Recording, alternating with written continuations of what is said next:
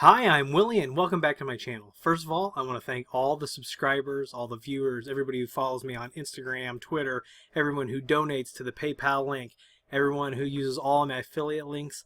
Thank you, thank you, thank you. We've got a lot of awesome things coming up, big videos coming up in the labs, things that other people aren't really touching on. We're going to start taking a look at those.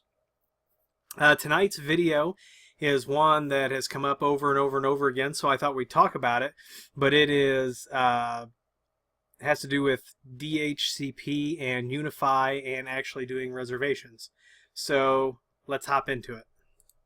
We've got our UniFi server here, and if you can hear that in the background, I've got an Edge Router Pro running. I'm working on a config for somebody, so you don't have to be distracted by that. If you can hear it, let me know.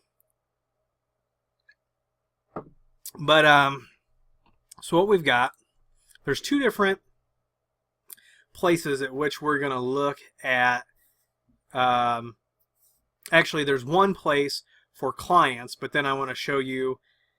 It's kind of weird because sometimes you can do infrastructure devices as a DHCP reservation as a backup, but with UniFi, if we want to give this thing a static IP like lab switch 2, what we do is we come in here and we go to configuration and we go to network and we say configure a static IP or using DHCP. Well, this is an infrastructure device, a UniFi infrastructure device, so it is typically not seen under, oh, what happened here?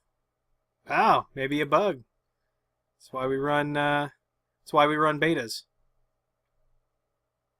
So the infrastructure devices are usually not seen, here. Now the exception is the cloud key. Here's some UVC cameras, and I don't know if they're going to bring those into the infrastructure side. So I kind of think about it as this devices tab. These are all infrastructure devices that make up my network. Everything else, printers, cameras, all this stuff kind of comes underneath of the clients. So you can see right here we've got this PC that I'm recording on, right? And right now the IP is 192.168.3.6. Now this is where the DHCP reservation part's going to come in. Let's open up the command prompt.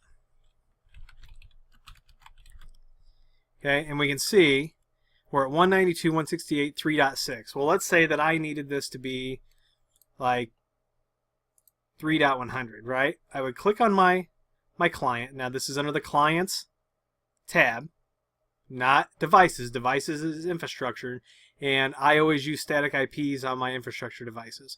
Now I will tell you that there are sometimes problems with like HP Jet Direct, and I've noticed if you get power fluctuations that those will sometimes lose their IPs. So a lot of times on a production network I will do a DHCP reservation for a printer as well as doing the manual config, just in case. So we see how family there. We've clicked the screen.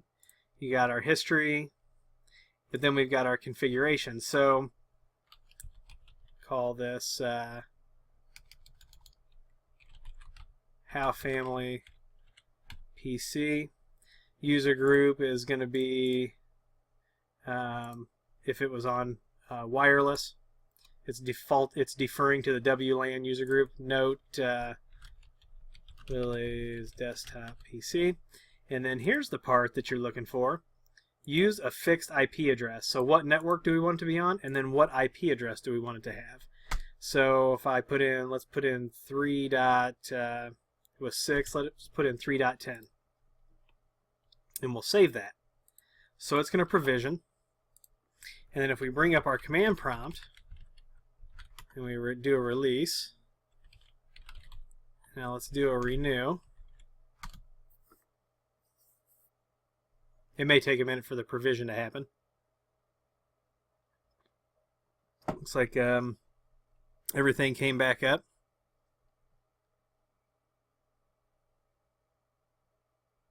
Are we not provisioned yet? Oh, we are still provisioning. So we'll give that a second. I get impatient sometimes. That's one of my deals.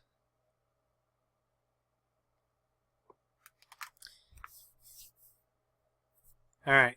So it looks like we're reprovisioned, so let's try this again.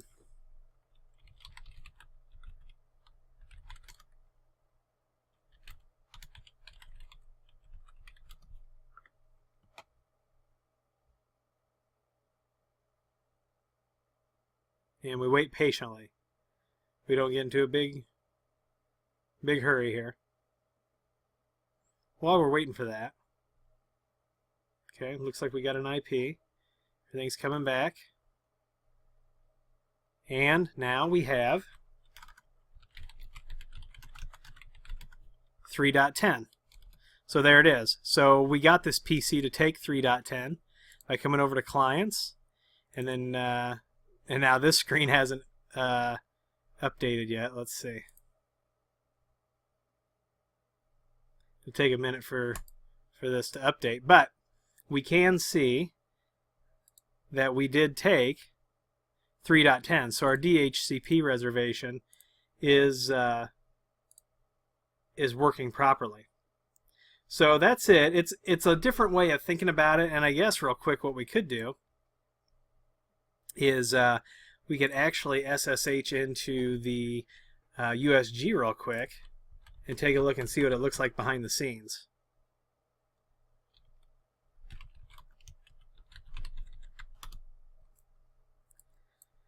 So we'll go back over to clients. We'll see if that's updated yet. And we'll do show configuration. And we'll kind of space down here until we find it.